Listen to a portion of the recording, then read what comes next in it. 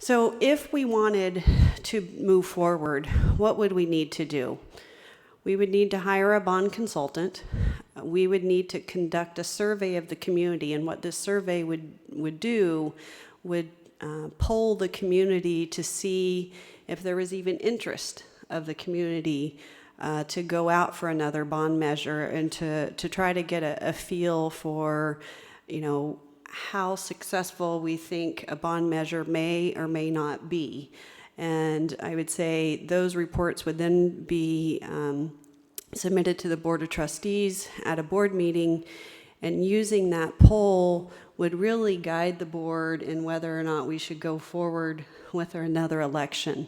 So both of those things would happen before the board took action to put anything on the ballot. So that way we're not putting something on the ballot unnecessarily if the community is polling that they would not support another bond measure. We would also want to update our facilities master plan. We are still working off the one that was developed in 2007. That's what we call our 2020 Unified Master Plan. So we would need to update that. We would probably go through now to 2030 Unified Master Plan. And we have been working off that and reprioritizing it, as I mentioned earlier. So we do have a good starting place of where we would need to be. But with the facilities master plan, we would really need to work in conjunction with the educational master plan that we're going to be developing this fiscal year, and looking at the programmatic needs and the discipline needs and what types of facilities would be needed. And that would all need to be put into the facilities master plan. From that, we would prepare a project list, and then we would identify project costs. And then lastly, we would calculate what the tax rate may be depending upon the amount of the bond measure. So that's the short and sweet version of what we would need to do if we wanted to move forward. So I'll open it up to any questions that the board may have at this time. Any questions from the board? Well, I have one question, having lived through 2 bond campaigns. How is the bond consultant paid? Can the district make that payment? Yes, the district can make the bond consultant payment and the polling payment. Oh, they can? Yes, because the board hasn't taken any action to put the measure on there. So really, you're just getting the services. It's kind of like an exploratory committee. Okay. Other questions? Yeah, I have a question. Who was our bond consultant last time around? Last time we used a woman by the name of Bonnie Moss, who worked for Traumatola and Company. Mm-hmm. Okay, and is there any, how are we going to incorporate the lessons learned of the previous bond? Is that up to the consultant? Is that one of the information and factors that they're going to incorporate before we go out? If we use, and we're getting out in front of ourselves, but if we use the same bond consultant, then we could go back and look directly at what actions were taken, where we came up short, what were the challenges in the campaign and in the communication. Although remembering that we did receive 74% of the votes, so the district was very successful, but having said that, there were challenges, particularly in the way we communicate the project list, and certainly we would want to take the lessons learned from the last bond campaign and incorporated them in, and as we move forward. I guess my question is more about the current bond that we're managing and overseeing, and applying the lessons learned throughout the management of the current bond.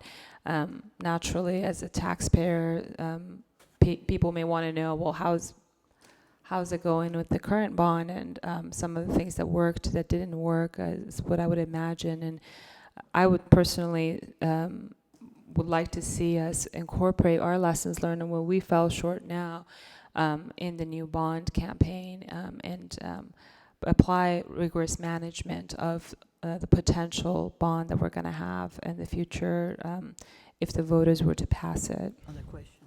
Well, and certainly we would continue to work with the Citizens Oversight Committee with looking at the bond performance audits that have been conducted and any other input to look at how we structure the bond program going forward. Trustee Baxter. Yeah, have all the 2002 bonds been paid off? Yes. Oh, wait. But 2002? Now, when you say Okay, paid wait. off, What I'm saying is, Used up. would this, no, I didn't mean that. Would this be an additional cost to the taxpayer because they're already paying on the 2002 and the 2008? yes. Typically, when we do a bond issue to get the cash in order to do the projects, those bonds go out for 30 years. Oh, 30 years, okay. Do we have rough numbers on how much of an impact that would be on the taxpayers right now, or? Well, since we don't have a dollar amount of projects that we might do, it's hard to calculate that. But look, the purpose of this discussion is to consider in a timely way whether we might be interested in doing this. And there's a lot of things to take into consideration, like, for example, the cost of the campaign and how to raise the money. Last time we got a very generous $250,000 from the Associated Student Body that's no longer available because of changes. And so there's a lot of things to take into consideration. I think what we're here to do today is to give some indication whether we want to move forward a little bit without doing anything specifically. Is that right? It's informational. Right, so Trustee Zia, the last bullet there on initial steps needed is calculate the tax rate. And so that would be after, as President Otto mentioned, we would have to identify the project list and then identify the cost associated with that project list in order to be able to calculate a tax rate. So at this point in time, the maximum tax rate that it could be would be $25 per 100,000 of assessed valuation. So, and that is in code, and that's the maximum amount under a Proposition 39 bond measure that community colleges are allowed to assess the homeowners. And how much money would maximum amount would we be needing? I know last time you mentioned something in the order of magnitude of 550 million, if I recall correctly. But is that the case, or? That would just be a rough estimate. We would really need to get into it and identify the specific projects in order to get a better number of what we're looking at. And it also would depend on our capacity, our bonding capacity. So that would have to be taken into consideration as well. I think if there was consensus on the board that we wanted to move forward to begin that work, we could certainly begin that work and begin bringing it back to you so you can make more informed decisions about whether or not you actually want to place it on the ballot. Trustee Archuleta. Are there specific projects you have in mind, or are we, I know you mentioned that we did not get the funds that we were hoping to get from the states, or are we looking at new projects, or are we looking at completion of projects that we weren't able to complete with the 2008 and the 2002? Yes, both. Oh, okay. Yes, I think in particular, one of the things that we did in 2008 was we said that we would not put a priority on athletic facilities. And so our athletic facilities have been left behind in the facilities plan. And although one may argue whether or not that's a good thing or a bad thing, athletics is a big part of this college, and we would need to look at some of those facilities. In addition to that, there are still a number of facilities at both campuses that we have not touched, and we would need to create some additional classroom space going forward. Jeff had the question. I'll go after him. Well, I just wanted to, and some of them were answered as far as with the calculating of the tax rate. That's important to see those numbers. That helps us a little bit, but I just want to, as we discussed during our retreat earlier today, and I'll just make the statement of when you come up with these bonds, it's just not a wish list of board members. It has to be very well documented. The documentation goes through your educational master plan, which will show what your needs are, that it will drive into the facility master plan, that tells you what you are going to do to prepare a project list. So it's a very clear process, a successful one, as we did previously. And so it is not just something that we would say. Now, that said, as was mentioned with the athletics, there was in the last go-around, and again, it doesn't matter what I will say, there has to be a process that will support these type of facilities in need. But I know in the last go-around, we looked at our, in particular with our pool, and all the tremendous things we have connected to that pool, whether it be our intercollegiate programs that are world-class to the amount of activity. And that was just one of many that were left behind. And I know that probably would be something that would come forward again because it was evident in the last go-around.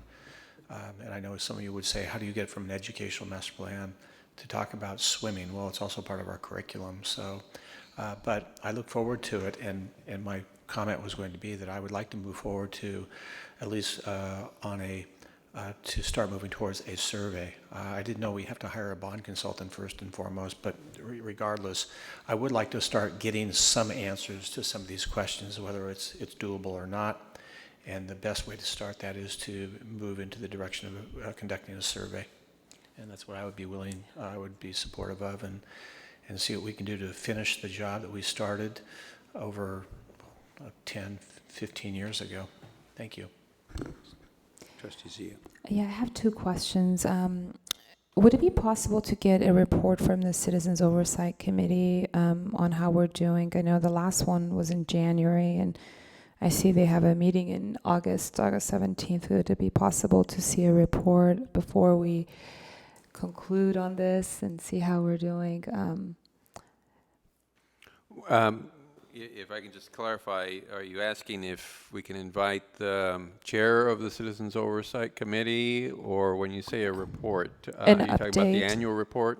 The update on the progress of the construction projects, the bond program by the committee.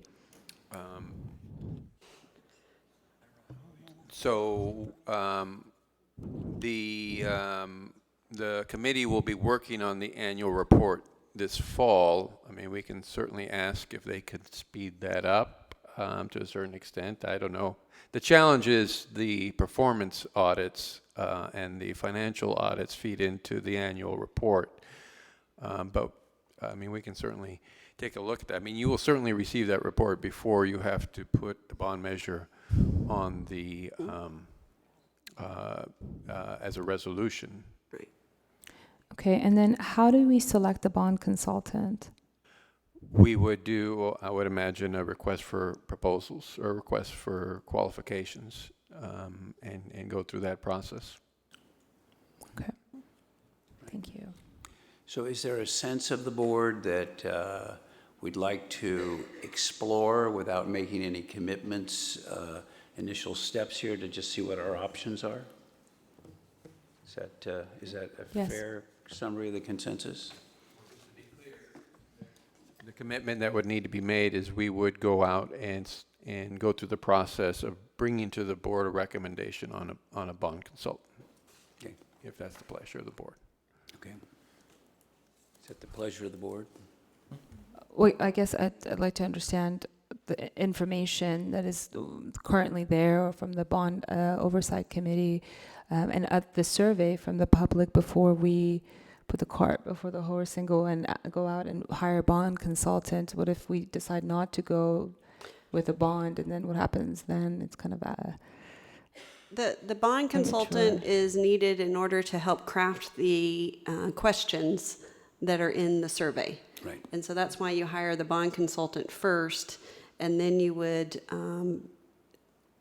utilize their services to craft the questions, to go out to the community, and then you would get the pollster to run the survey, and then that would be brought back to the board. I see, okay.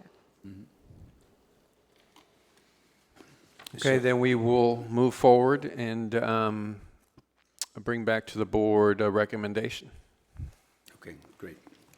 All right, we will move on to agenda item 8.2, the general obligation refunding bond sale for the 2015 Series F. And this is also a informational item.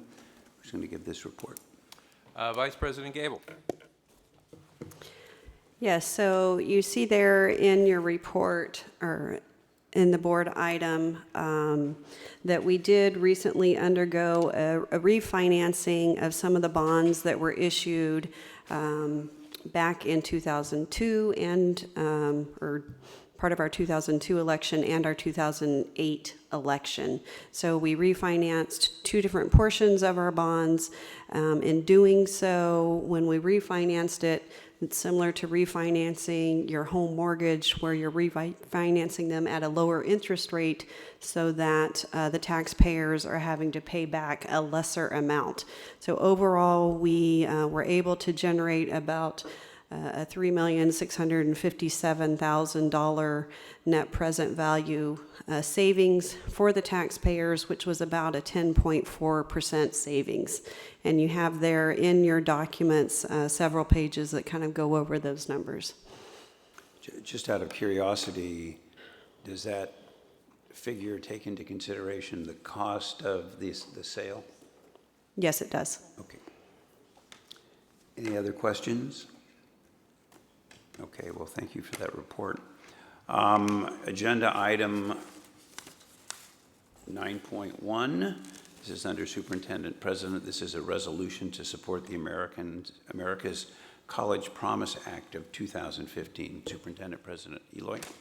Yes, thank you, Board President Otto. Earlier in the year, President Obama announced a new initiative of his administration, which was to promote the America's College Promise, which basically focuses on moving the conversation about being career ready from just obtaining a high school diploma to really what is happening on the ground to make it now the default that it be some sort of post-secondary credential. So whereas in the past this nation has struggled with determining what that default should be, it settled on a high school diploma, and then at one point in time the nation did not fully fund a high school education. It was not universally available to all students, but at some point in time in the nation's history, we decided as a nation that we should fund for every student at least a high school graduation, a high school education. What the President is saying, and what we're asking the board to support, is that that conversation, that default, is no longer adequate for our students to be able to meaningfully participate in the world economy. That now we're saying, and we want to say, that pursuing some sort of certificate, of associate's degree or beyond should be the default.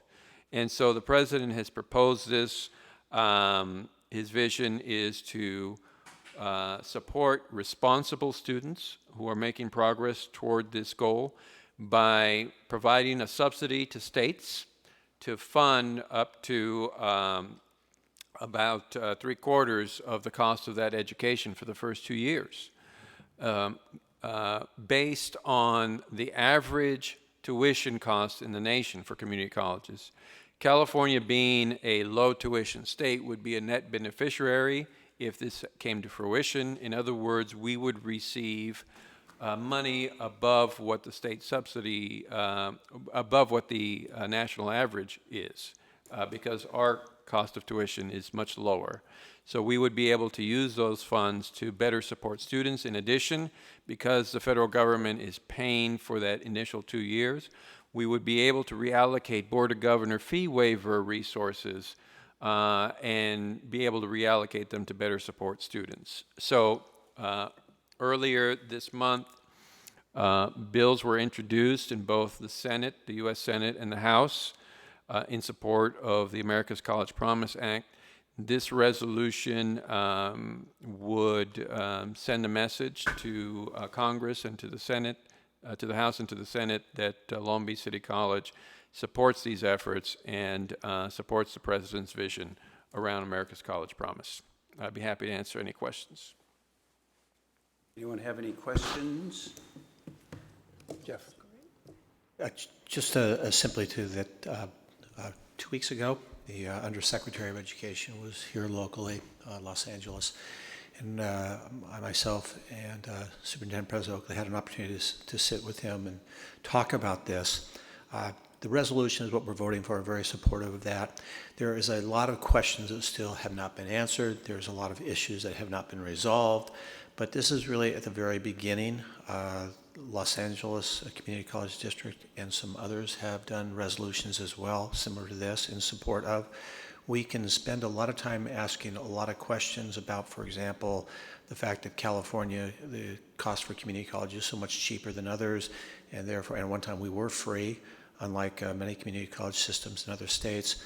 So the resolution, I think, is a strong, to start this process and this discussion. To move it forward. There are still many issues that will come up regarding this, but the key to that is the fact that Long Beach City College is at the forefront, and I know Superintendent President Oakley has jokingly said this about we should have trademarked the, copyrighted the college promise term, because now you're hearing it in lots of other places, but nonetheless, this is allowing hopefully a campaign on a national level to start talking about higher education in general and community colleges in particular and their role and responsibilities. So I just want to give people that background. There is still many questions, as with the undersecretary that we raised, and we don't have answers for everything, but this is the beginning of the process to hopefully build a national movement. Whether this is the final document or final legislation or not, it's important to have this discussion. In particular because of the role of California community colleges and Long Beach City College. So obviously very supportive of it, but there's a long way to go before this ever becomes close to being reality. And what that reality will look like still remains, but anytime you're having this type of conversation, that's a positive, and that's what this is really the beginning of. Thank you. This is an action item. I would entertain a motion So moved. Second. that the Board of Trustees approve resolution number 072815A to support America's College Promise Act of 2015. Moved by Trustee Z, I think, seconded by Trustee Baxter. Any more discussion? Madam Secretary, please call the roll. Irma Archuleta. Aye. Virginia Baxter. Aye. Jeff Kellogg. Aye. Doug Otto. Aye. Sunny Zia. Aye. Great. All right, we're to that point in our meeting where there are reports, if any. First, 10.1, our academic senate president is. Our academic senate president was not feeling well. Her eyes were bothering her. We wore her out. So she needed to get some rest, and we wholeheartedly supported that. So she will not be giving a report. Okay. Superintendent President. Yes, thank you, Board President Otto. First, I want to, again, congratulate you on becoming the Board President. Just wait. Yes, I've experienced you before as Board President, so I'm preparing myself, and I hope the staff is preparing themselves. But no, we very much look forward to working with you over the next year, as well as Vice President Archuleta. We look forward to another great year here at Long Beach City College. A couple of updates. First, I want to congratulate and wish a lot of luck to the students who are heading up to Portland to compete in the Flutog competition, which some of you may have seen on ABC 7 News last night. Richard Ball is one of those students who many of you have met. It's a great bunch of students, and it just goes to show the wonderful work our faculty are doing in preparing our students in engineering, in CAD design. Basically, the competition is that they design and put together a, for lack of a better term, a gliding machine that then is launched off of a high platform into the water, and the team that glides the furthest wins. And so we're looking forward to them being the winners. So I just wanted to mention that and congratulate them on qualifying for the competition to begin with, and we look forward to them winning the competition. Next, around the corner is College Day. It's hard to believe that summer is almost over, but it is almost over. August 21st is College Day, and we look forward to everybody being there. We have a lot of wonderful activities planned. This year is going to be a little different. We've talked a lot about students and the challenges they face and the systems that we have in place that we want to change in order to support our students. A couple of years ago, a film documentary was previewed that focused on a group of students in California, primarily going through community college, and the challenges they face as first-generation students. The name of the film is First Graduate. And so we're going to screen that film on College Day. And the reason is, we talk about in the abstract all these issues that impact students, and this film really captures how our programs and services and how the culture in our higher education system really impacts first-generation students. One of the students highlighted in the film is a Long Beach City College student, Pacific Islander Samoan student who initially went to Cal State Long Beach, faced many challenges in his own culture and family, had to leave Cal State Long Beach and came to Long Beach City College along with his sister. So I think it's a wonderful opportunity to reflect on the impact we have on students, particularly first-generation students, and hopefully motivate us to do everything we can to align our processes, align our expectations in support of all of these first-generation students. So I hope you can be there. It is, for a community college person, a community college advocate, it's difficult to sit through it, to see what we put our students through. But it is very informative and very motivating, and hopefully that will be the case. So I hope that you can be there. And then I want to also thank the faculty and staff who have been working hard to help our students succeed through the summer session. I think it's been very successful thus far. Thank you to Dr. Long and her staff in academic services. And then finally, I know it was brought up earlier when we were walking into to the board meeting, but we recently lost a colleague of ours who had served the college for many, many years, Carrie Lawrence. And so I'd asked the board president to adjourn the meeting in his memory. Happy to do that. Student trustee? Thank you, President Otto. So it is summer, so not many things are going on, but on July 1st, I did have the privilege of meeting with a couple other fellow student trustees in the local areas. I met with the trustee for the Cerritos College District, Rio Hondo, Rancho Santiago College District, North Orange County, and Citrus College.